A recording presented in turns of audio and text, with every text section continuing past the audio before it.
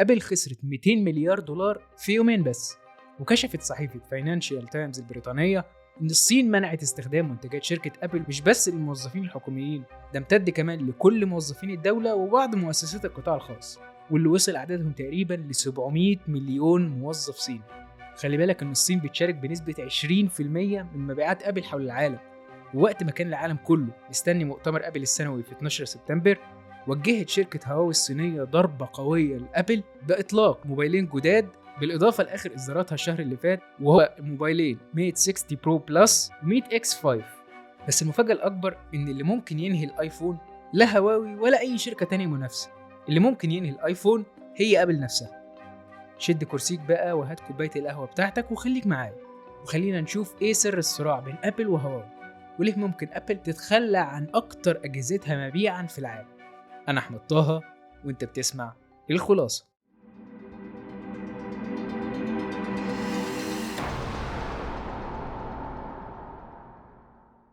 أهلا بيك يا صديقي العزيز في حلقة جديدة من الخلاصة.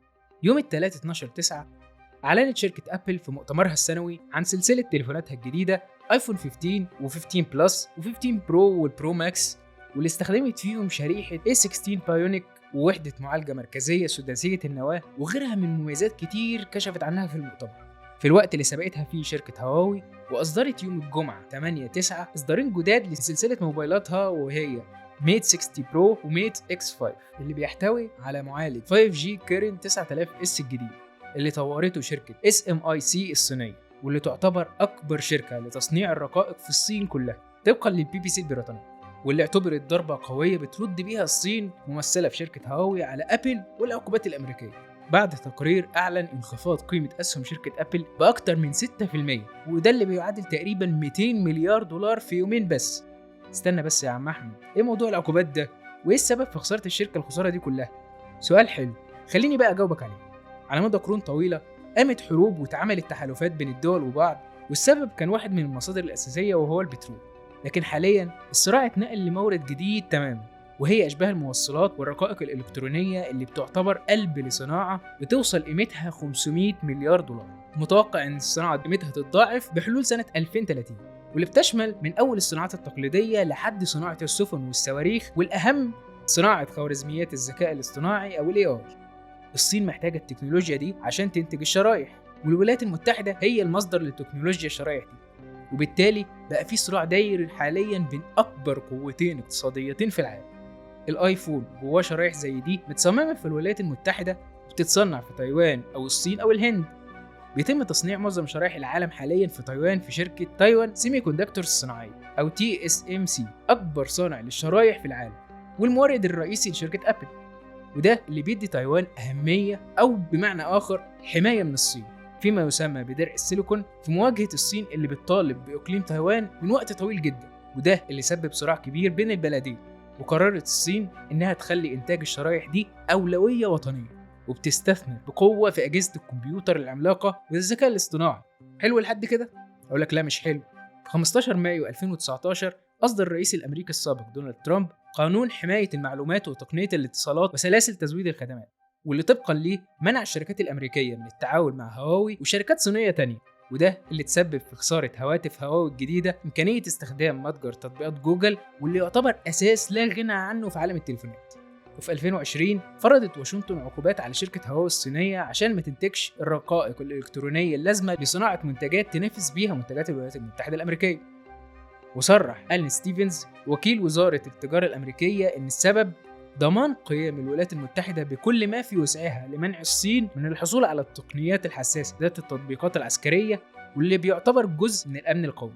وبسبب استمرار تهديد الصين لأمن الولايات المتحدة، ده طبعا على حد وصفهم، أعلنت الولايات المتحدة في أكتوبر اللي فات فرض قيود تصدير مشددة بتخلي بيع الشرايح ومعدات تصنيع الرقائق والبرامج اللي بتحتوي على التكنولوجيا الأمريكية للصين حاجة مستحيلة عمليا على الشركات بغض النظر عن مكان وجودها في العالم. ومنعت المواطنين الأمريكيين أو المقيمين الدائمين من دعم تطوير أو إنتاج الشرايح في مصانع معينة في الصين. وتم منع موظفين الوكالات الحكومية من استخدام تطبيق تيك توك على أجهزة العمل. ده غير إن في مارس طلب من الرئيس التنفيذي لتيك توك تشو تزي تشو إنه يدلي بشهادته قدام الكونجرس بسبب بعض المخاوف الأمنية المتعلقة بمشاركة البيانات مع الصين. حتى شركة أبل لغت صفقة لشراء شرايح ذاكرة من واحدة من أنجح شركات الرقائق في الصين، وهي شركة يانغ تسي ميموري تكنولوجي أو YMTC، بسبب فرض القيود الأمريكية. وقررت تشتري الشرايح دي من مصنع بيتبني في ولاية أريزونا الأمريكية بواسطة شركة TSMC التايوانية العملاقة لصناعة الرقائق. كل ده اعتبر بمثابة ضربات قوية للتكنولوجيا الصينية، لأنها بتستورد الأجهزة والمواهب اللي بتغذي صناعة الشرائح وأشباه الموصلات. وصرح لينج هاو باو المحلل في شركة ريفيام تشاينا للأبحاث السياسية إن كتير من المديرين التنفيذيين لشركات أشباه الموصلات في الصين بيحملوا جوازات سفر أمريكية ومدربين في الولايات المتحدة وعندهم بطاقات إقامة خضراء أو الجرين كارد، وبالتالي فهي مشكلة كبيرة للصين. فجه الرد الصيني عن طريق استغلال الصين ضخامة عدد سكانها واتساع أسواقها، وأعلنت حظر استخدام 700 مليون موظف حكومي صيني من استخدام أجهزة أبل الأمريكية واللي أهمها الآيفون. وصرح مسؤولين صينيين إن السبب المعلن راجع لمخاوف تتعلق بالأمن السيبراني وحماية المعلومات والبيانات الهامة من الوقوع في أيدي الولايات المتحدة، ده طبقا للواشنطن بوست الأمريكية. وشمل الحظر العاملين في القطاع الحكومي والشركات المملوكة للدولة والوكالات المدعومة من الحكومة. وشجعت الحكومة استخدام منتجات هواوي اللي بتعتبر أكبر شركة تكنولوجية صينية بناتج سنوي يوصل ل 90 مليار دولار، ده طبقا لوكالة بلومبرج.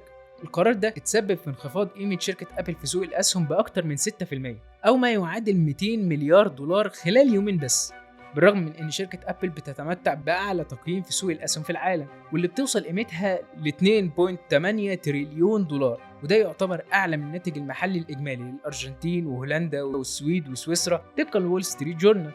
كلمة السر في كل ده هي تايوان.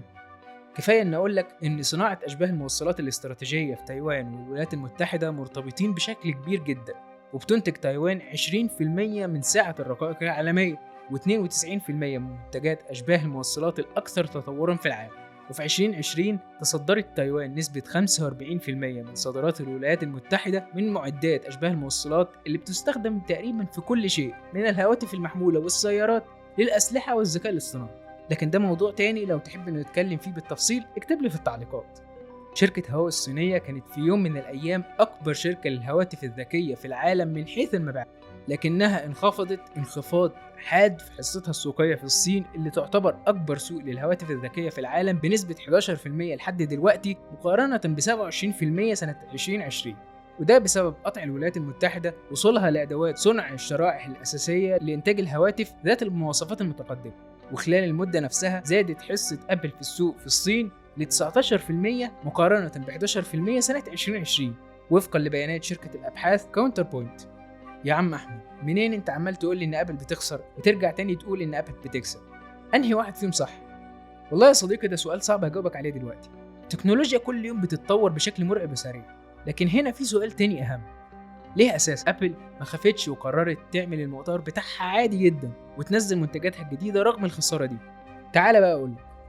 واحد من أهم أسباب نجاح شركة أبل هو اعتمادها على تلبية رغبات المستهلكين واحتياجاتهم قبل حتى ما يعرفوها أو يطلبوها. في الوقت اللي معظم شركات التقنية هدفها الأساسي إنها تنتج أجهزة بتقنيات جديدة من غير ما يهتموا المستهلك محتاجها ولا لأ. المطورين بمنتجات أبل زي مهندسين الشركة وصانعين الهواتف والساعات وغيرها من منتجات الشركة بيصنعوها بنفسهم ولنفسهم عشان يعيشوا تجربة المستهلك ويعرفوا الحاجة اللي فعلا هو محتاجها.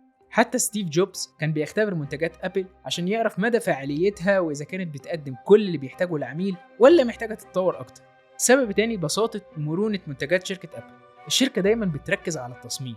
ستيف جوبز كان شايف إن مهم جدا يخلي المنتج واضح وبتصميم بديهي وصديق للبيئة. حتى بالرغم من زيادة تعقيد التكنولوجيا فضلت أبل مخلية المنتج بسيط وسهل الاستخدام مهما احتوى أحدث التقنيات وأكثرها تعقيدا.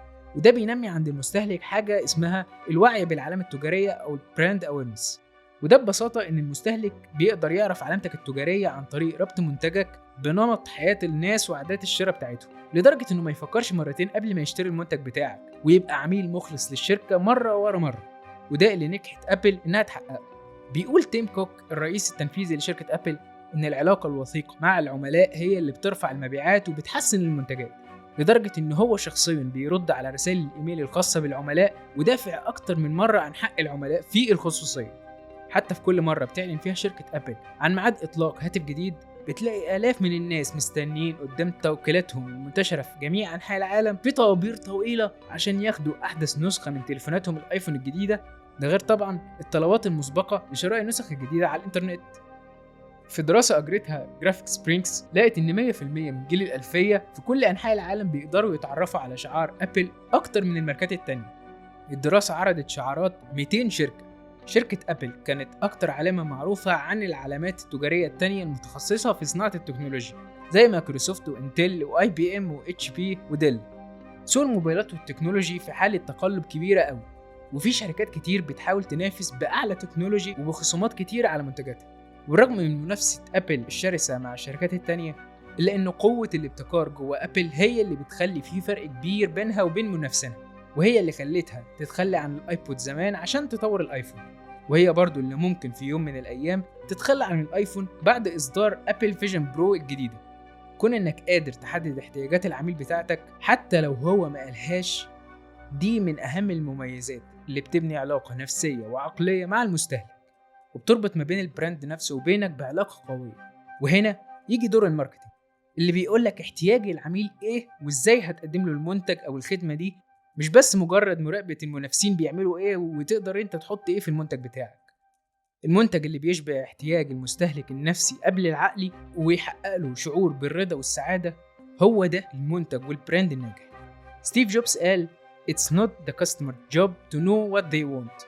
أنا أحمد طه، أشوفكم بخير.